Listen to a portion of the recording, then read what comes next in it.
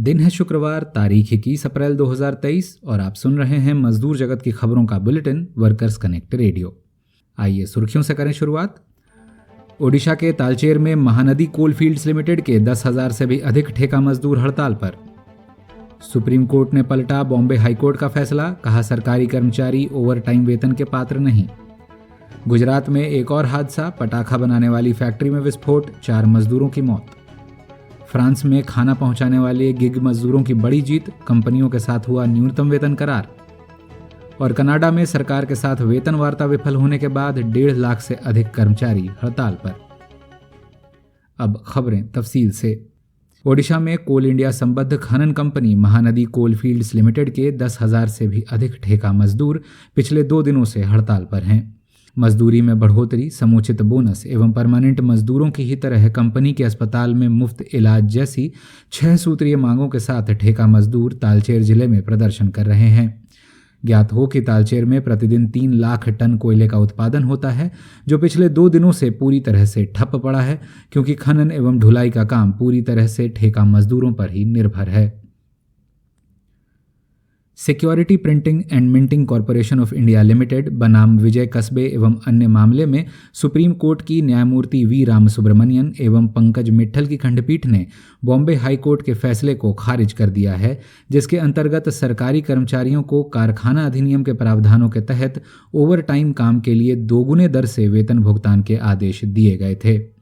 फैसला सुनाते हुए सुप्रीम कोर्ट ने कहा कि सरकारी कर्मचारियों का वेतन और कार्य परिस्थितियां उनके सेवा नियमों यानी सर्विस रूल्स के आधार पर तय की जाती हैं और सेवा नियमों में ओवरटाइम का कोई उल्लेख नहीं है।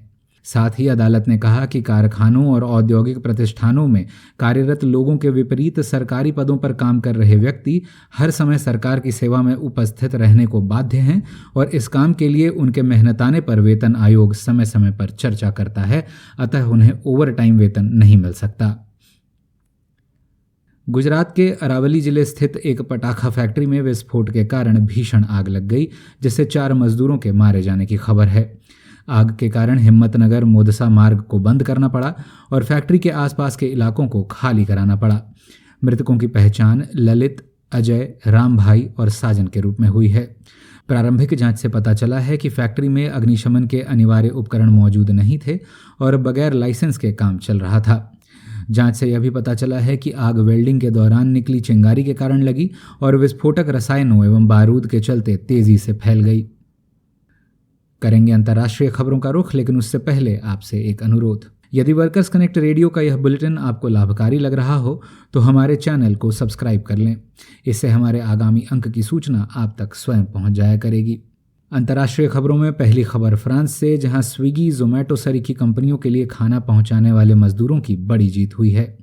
गिग मजदूरों की यूनियन FNAE ने उद्योग क्षेत्र के स्तर पर कंपनियों के साथ वेतन समझौता किया है, जो भविष्य में शुरू होने वाले कंपनियों पर भी समान रूप से लागू होगा।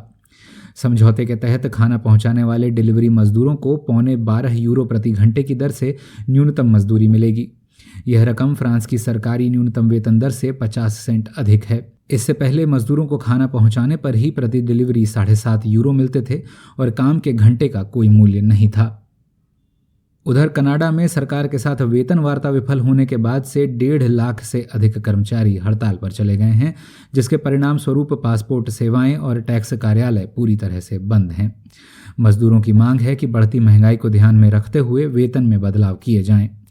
ट्रेजरी बोर्ड के कर्मचारी, जो मुल्क में परिसरों की सुरक्षा, सामान के निरीक्षण सहित पासपोर्ट आवेदनों के निस्तारण का काम करते हैं, मांग कर रहे हैं कि महंगाई में हुई बढ़त को ध्यान में रखते हुए तत्काल 9% की दर से इजाफा हो और अगले 3 वर्षों में उनकी आय में 13.5% की वृद्धि हो।